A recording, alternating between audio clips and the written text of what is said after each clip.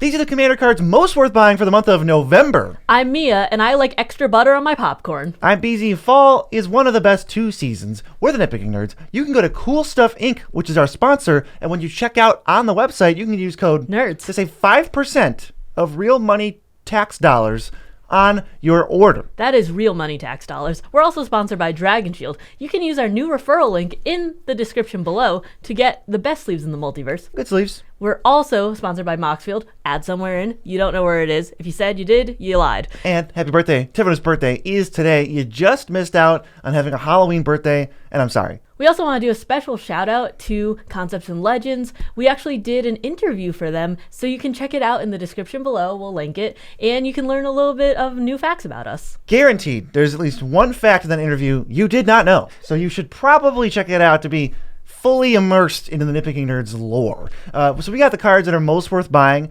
These are not cards you should speculate on and buy 1,000 copies of, but they're probably cards you want to buy 1 or 2 of for decks because you're going to need them because they're awesome. The first one we're going to talk about today is Last March of the Ents at $11. 6 green for a sorcery, and it can't be countered. Draw cards equal to the greatest toughness among creatures you control, then put any number of creature cards from your hand onto the battlefield. I actually just played this in Savala with Umbral Mantle out. I drew my entire deck, slapped down every creature card, and since I had Concurrent Crossroads out, everything had haste, and I just swung out for like 1 billion damage. That's one way to use this, when you're going to make infinite mana already and win the game. I would maybe just say if you've got creatures with high toughness, you could play this card. If your commander is anything like Galta or Growthama or some creature that's going to get huge and isn't that expensive, you can cast this to great effect. The only thing is make sure you've got like a backup creature. Maybe you've got a 10 toughness creature, but it's not so unreasonable to say, let's have a 4 or 5 toughness creature to back it up in case that gets killed in response. Then we'll still draw 4 or 5 and we can put down so much mana worth. You're getting your mana's worth out of this spell almost no matter what. I mean, it's mono green, so we're going to be able to ramp in some really big creatures and then just ramp right into this spell and just flood the board like crazy. Really fast. Probably, what's the fastest you think we could do this by? I think we could cast this for 5 on turn 6. That's pretty good. I mean, then you just dump your whole hand. You maybe draw more cards when all your stuff enters. You got, I don't know, Avenger of Zendikar, Regal Force. So just a bunch of nonsense. Woodfall Primus, Terastodon. Like, you can take over the game when you resolve this spell pretty much no matter when it is. I don't think $11 is unreasonable. Yeah, especially when there are certain green finishers that are like 20, 30. I would not mind paying $11 for this, especially with all the creatures and all the mana you could be saving. Yeah, so that new Galta card, it's pre-ordering for like $50, which is silly. I don't think it's going to be quite that pricey, but it's probably going to be more expensive than this. If you're casting it from your hand, it's basically the same thing as this spell, and I'd rather draw cards first to like fill you up to then vomit out your whole hand. But speaking of Galta, who is a dinosaur, we have another dinosaur here. This is Nezahal Primal Tide, sitting at $4. 5 blue for a 7/7, also can't be countered. You have no maximum hand size. Whenever an opponent casts a non-creature spell, you draw a card, and you can discard 3 cards to exile this until the end step, and then it comes back tapped. I've never not been able to flicker it if I've needed to in response to a board wipe or something, because you're drawing so many cards. The people who have the baubles and the little like cantrips. BZ perhaps? Me. Definitely me. I'm playing Preordain. I don't know if I'm playing Preordain into this card, but I'm certainly playing them all in my deck. A lot of the time I just play them into this anyway. It's really tricky to deal with this. When you try to kill it, you're most likely using a non-creature spell like a board wipe or a Soul Shatter or a Curtain's Call or something. Then they can just draw a card, and then they really only have to discard 2 cards to save it because they just got one for free. I love the fact that I've had this on the board, and people have done like a counter war over a big spell, and I'm just like, okay, draw 6. That's like, pretty cool. You're trying to stay under the radar. You're like, draw a card? Draw a card? Trigger. Oh, you can, draw a card? Oh, you're digging for an answer? Draw a card? And then they're just like, 3 turns from now, they're going to look at you and go, why do you have 11 cards in your hand? Yeah, plus Oops. the fact that it is 7/7. Those are good stats for this. I mean, I'd take this on like a 3/3, a 4/4, but the fact that we are getting it on a big body that can attack and block, not bad. Yeah, it just beats down. It survives board wipes. Not a lot of creatures do that on just at face value. I also kind of always forget that this thing gives you no maximum hand size. I'm pretty sure I've discarded the hand size when I had Nezahal out, which is a nice problem to have, but you can't even do that. It gives you more cards than you normally get access to. Yeah, I'm usually playing this in decks that already have those effects of no max hand size, my Reliquary Towers and my Folio Fancies and stuff, but this is just a nice backup. But moving on to a card that impresses me every single time I see it is Breach the Multiverse at $2. 5 black for a sorcery. Each player mills 10. For each player, choose a creature or planeswalker in their graveyard. Put those cards onto the battlefield under your control, and they each also become a Phyrexian in addition to their types. I love this because it's not just the cards that you mill that you can take from, it's anything in their graveyard. So if they're playing a particularly good graveyard deck, or they just had something that was killed that you really want, you can just grab it. 7 mana is not a bad rate to get 4 or more creatures depending on the players you have in the game. Yeah, we talked about this on Overperformers, but I had to mention it again here because it's $2, and everyone we've played with who has mentioned this card or seen this card makes a specific point to tell me this card is nuts. This card is off the chain. I've lost to this card so many times. It's super, super good. I love Breach the Multiverse. It's really cool. I look at something like Sepulchral Primordial, and I think it's like an upgrade on that card like 10 times. Sepulchral Primordial is basically the same card. You get a creature from each player, basically, except your creature is a 5/4, and you get their best thing. But Breach the Multiverse is like, no. Get your best creature, but you also get to mill 40 cards to look for more best creatures from. I've mentioned this prior and that I really like Fevered Suspicion, but I think this is slowly taking its place. We actually played a game in Orlando and Fevered Suspicion was cast. In the first round of it for 8 mana, they only got 4 mana worth of cells. It was like Birds of Paradise and Mindstone were 2 of them. Yeah, but in this, I've never gotten less than 10 mana worth of creatures. Yeah, you really can't whiff on it. That's the thing. Even if graveyards are empty, you still play this and feel great. This card's amazing. It's really, really good. It's definitely the power creep version of Fevered Suspicion. It's just fun, too. Next is a card that I will still say is one of the best single target removal spells in the format. It's Snuff Out, recently reprinted, so it's down to $6. It's 3 black. If you control a swamp, you can pay 4 life instead of that 3 black I just mentioned, and you destroy a non-black creature, and it can't be regenerated. Mostly, this is Doomblade for 0 mana. I've seen this at $20 and I bought it then and I thought it was a good deal. So seeing it at $6, even if it is that weird Doctor Who sci-fi, happy robot smothering you, whatever. Snuff Out's great. Yeah. Still buy it for $6. It's a really good deal and you're always going to be paying that life. And since we have 40 life, it's not that hard to regain it. I'd rather save that 4 mana than, and pay 4 life. That's a really good deal. I see people playing Infernal Grasp a lot, and I compare this card to that, and I lose my mind every time because I'm saving 2 mana, which is 100% of the mana, so I'm holding this up at any point in the game. I don't have to worry about tapping out. I'm always holding this up. And I only pay 2 more life? Okay. I can see this card spiking immediately. This isn't a ghost spec on it, but I do think that if you have been meaning to buy this for a few of your decks, that, buying 3 copies would not be the worst idea. I think you should buy 3 Snuff Outs right now, and then 6 months from now, you'll have enough to buy 1 more Snuff Out. So just get them now. The card's amazing. It's not unfun. It's not force of will. It's just a really efficient removal spell that your opponents aren't going to be able to play around. But speaking of good removal, we're actually going to Fire Covenant at $4 right now. 1 black red for an instant. As an additional cost to cast the spell, pay X life. Deals X damage as divided as you choose among any number of target creatures. This is so good for those utility creatures. You say, 10 life, Dothy, and then your Esper Sentinel, and you could just wipe the entire board of all the pesky little creatures that are giving your opponents so much advantage. Yeah, it's really good when you play at the more tuned tables where there's going to be a lot of Oracle of Moldiah, little squishy utility creatures, mana dorks. This just sweeps them all away. And then if you wombo combo with Blood Artist or Sangromancer or something like that, or maybe give this lifelink somehow, it's basically just a free board wipe. I love this card in Rowan, which cares about paying life too. So you could just pay in 30 something and then have all your spells reduced. I also love the fact that it doesn't hit every creature, which is so nice. You keep yours. It's not like a board wipe. You don't actually pay. It's not Toxic Deluge. You kind of just at instant speed fire it off and kill the 3 or 4 biggest threats that you have at the table. Sometimes you got to pay 7 life to kill something big. But that's still fine. I think of this more as a spot removal, 2-for-1, 3-for-1 type card. And if it can also scale up, and do a Feed the Swarm impression, all right, fine. But this next card is sweet, and I don't think it sees nearly enough play, even though it's in 16,000 decks on EDH Rec. It's $4. It's Pattern of Rebirth. 3 green for enchantment, aura, enchant a creature. When the creature dies, you search your deck for a creature, and you just put it out of the battlefield, and then you shuffle. I think the reason we don't see this as much is because sometimes tutors can be a little bit taboo, even just the creature ones and not just the overall ones.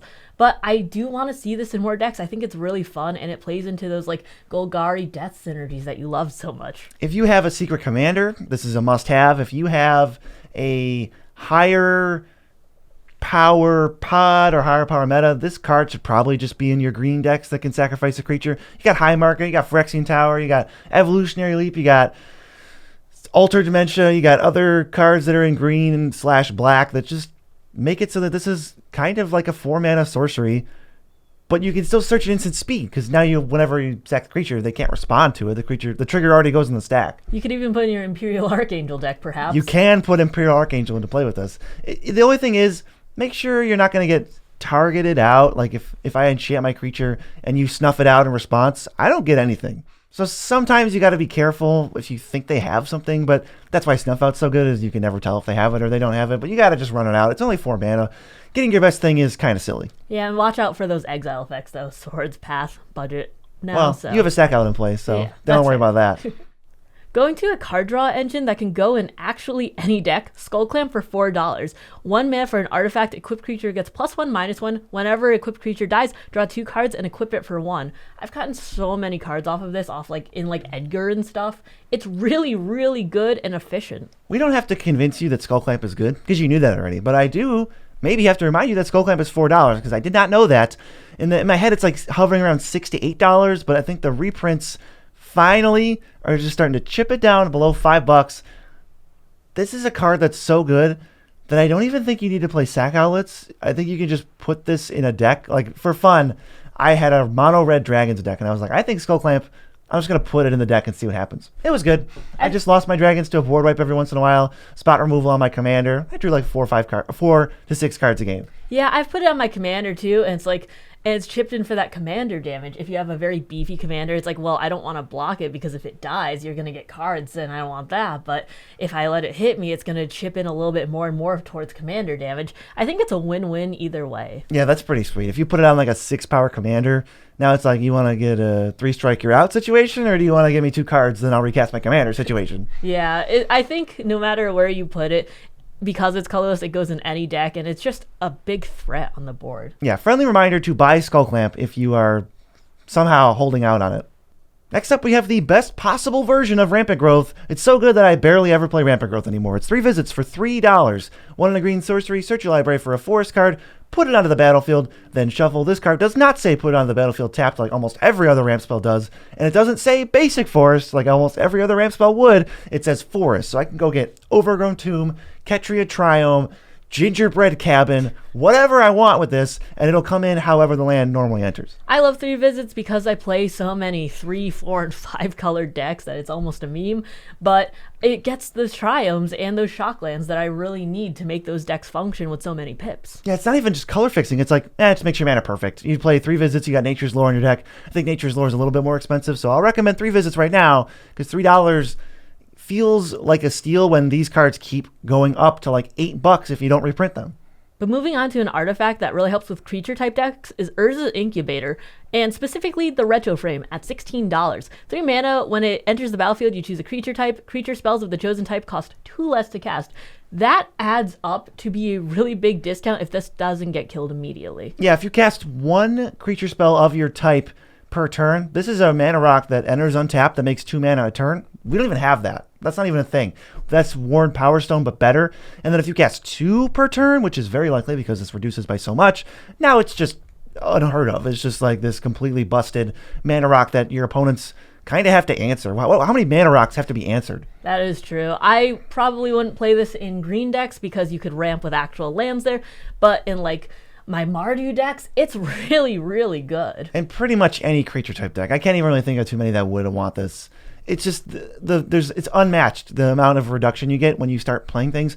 And if you got like a construct deck or some kind of artifact heavy creature type, then you can start playing things for free because it does not say, oh, you can't spend less than 1 mana. It's like, no, you can just cast things for 0 if you want. I think of this card as like a $30, $40 card because it was only in the Dragons Precon at one point, and I do know that a couple of the versions are still up in the 30-ish range, but the Retro Frame one and Dominaria Remastered is $16, and that's a steal. Yeah. When you search this on TCG Player, you don't necessarily see this because you have to search Urza's Incubator Retro Frame. So don't look at it and go, it's $22, it's $25. No, you got to search the Retro Frame, get it for $16, and feel pretty sweet about it.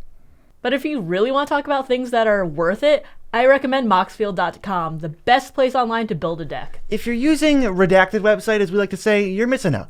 Moxfield's got easy to interpret UI. The clickability of it, very high. The sortability, very high. The ability for you to customize your own deck however you see fit, very high. If you actually use Redacted or you use Magic Online or Magic Arena, you can copy those lists in and paste them as text, and Moxfield will just convert it into the deck for you. Moxfield is ready for you to take your deck list from some inferior site or format and post it to Moxfield where it is perfect.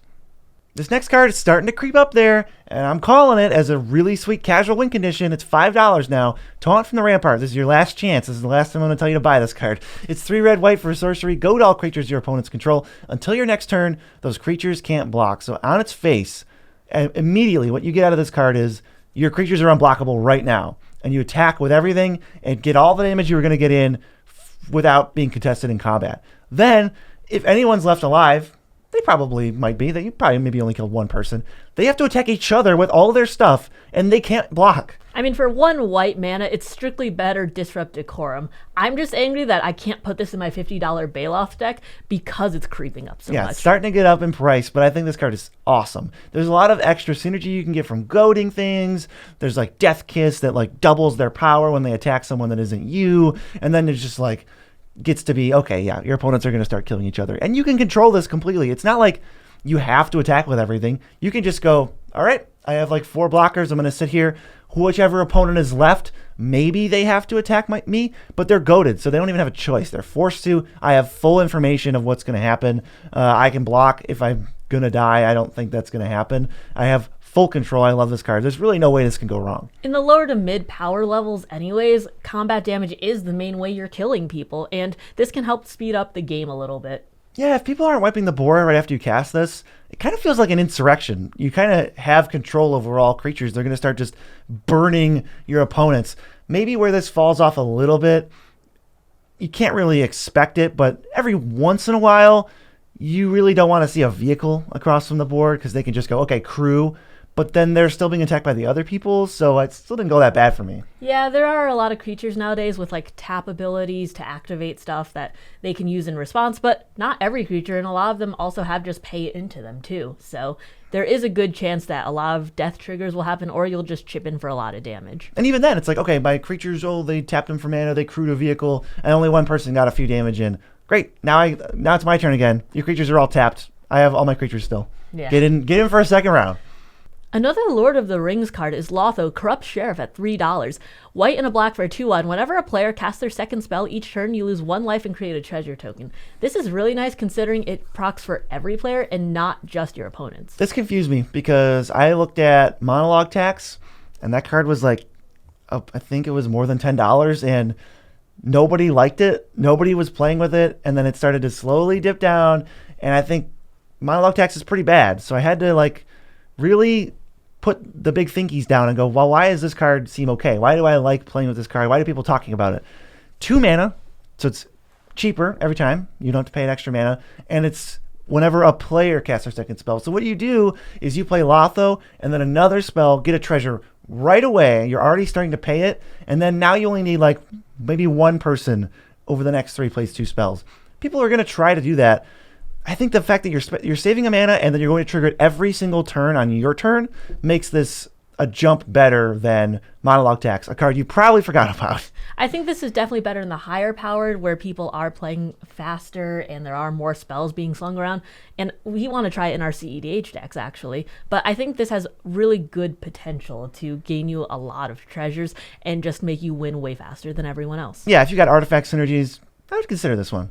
This next card is for you people out there looking to upgrade your mana base, looking to squeeze every percentage point you can. And I'm thinking you should cut an island for Cephalid Coliseum, which is $10, but it says tap for a blue and it deals 1 damage to you. And then you have Threshold, blue, tap, sack it, target player draws 3 cards, then discards 3 cards. Activate only if 7 or more cards are in your graveyard.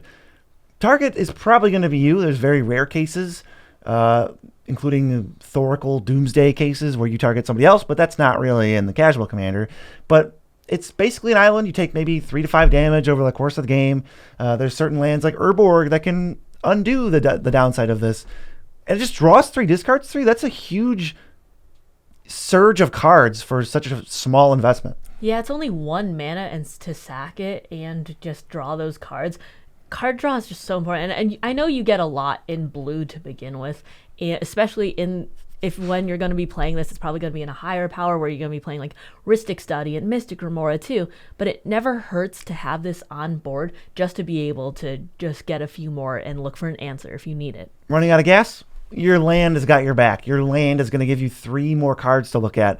You have to discard, so it's not card draw, but this is a land. What am I expecting my lands to do? My lands just sit there and go, did you win? Are you winning, son? And I go, no, help me win. I know you're casting spells, but I want you to be a spell now. I think this is also sneakily kind of like under the radar powerful because there's going to be some lands that present a threat immediately, like Field of the Dead or something, where you're like, oh, or like Nykthos, where you're like, oh, that has to leave. That they're getting way too much advantage over this. But when this just sits and there's like, oh, it's only 3 cards, I don't think people will be using their targeted removal on it. 0.0 people will be using targeted removal on this. I can guarantee you it's not even that big of an effect. It's just an upgrade on an island for my mana base, which an island could never do. It's like it's almost like the best of both worlds with an MDFC. It's a land, and then it's a spell later in the game when you need it the most. I love you, Zephyr Coliseum. But going on to a reprint with really pretty art is Parallel Lives at $24 that just got reprinted in Wilds. 3 green for an enchantment that says if an effect would create 1 or more tokens under your control, it creates twice that many tokens instead. I remember this being like, what, 40, 50? Yep, 40, 50, because it basically never got a reprint. Maybe it was in the Secret Lair or Judge promo or something, but nothing real. Finally, we have a real standard set reprint, and this thing literally got chopped in half for price, and it's Wilds of Eldraine's been out for long enough now. Ixalan spoilers are starting that this is not probably going to get much lower. It's a good pickup. We love the Tristani life gain token decks and the elf decks. So this is going to be really good. It's going to help you win so much faster. And for 4 mana on the field, that can come down, even turn 2 if you ramp enough? Yeah, I don't like doubling season in token decks. It's like way overpriced anyway. Just forget the extra half that you don't care about, the counters part, and just play all these cards that cost 1 mana less, like Anointed Procession, Parallel Lives, and then just double your tokens without that extra stuff. So if you were going to buy Doubling Season, please don't. Buy Parallel Lives instead.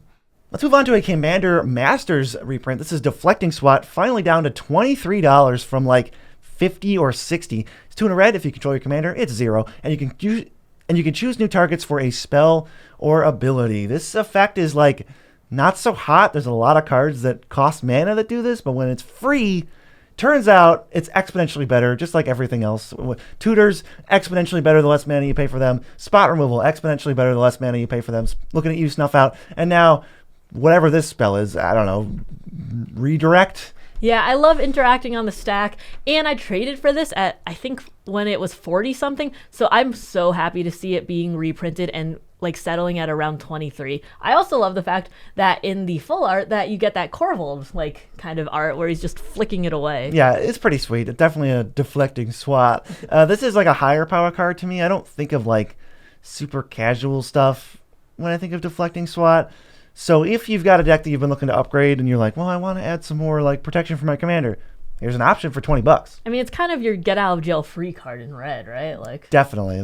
But I do love, there are a few spells that make you feel sad, like a Soul Shatter, where you just go, deflecting SWAT, huh? This next creature was one of the most hyped cards in Wilds. It's Moonshaker Cavalry, also known as White Craterhoof, at $15. 5 white for a 6/6 flyer. When it enters the battlefield, creatures you control gain flying and +X/+X, where X is the number of creatures you control. Finally, a really good combat finisher in white. This is like, put it right next to a Chroma's Will. This is a staple. This is a great card. This is amazing. It's not as good as Craterhoof because chump blockers are possible, and I'd rather have trample sometimes than flying, but this is still giving you like +40, +100, whatever. The game's going to be over 75% of the time you cast this, almost no matter when you cast it. This card's great. It's tutorable. It's a creature. It's perfect for like white decks, especially white decks that aren't playing green. Obviously, if you're playing green, just play Craterhoof. But I got a mono white deck, and I was literally, like, we were making the script for this, and I got distracted, and I was like, oh, shoot, I need a Moonshaker Cavalry for this white deck. And I looked it up, and I was like, oh, it's only $15. And I was like, wait a second. I know just where to talk about that. I mean, it's great in your Elesh Norn decks. It's great in your Adeline decks. You know, there's so many like white weenie token making decks that this can just swing in for so much damage. Oh yeah, and then I mean they just have flying. I have this in a. I'm gonna put it in God Eternal Ketra, and all those zombie tokens you make have vigilance, so you don't have to worry about a crackback. It's just the freest damage. Maybe it's less pricey because people are like bored with it, you know, because a ton of people aren't playing Craterhoof, or less people are now because it's whatever. But pick this up. You're gonna have a deck that it's gonna go in, and you're gonna rather have it for $15 than $30 in the future. But if you're looking for more cards that we think are worth buying, you can actually check out last month's most worth buying right here. Tip for the day? I think it's super useful to do that, to click on that video. And I also think it's super useful to listen to the following. Brush your teeth twice a day.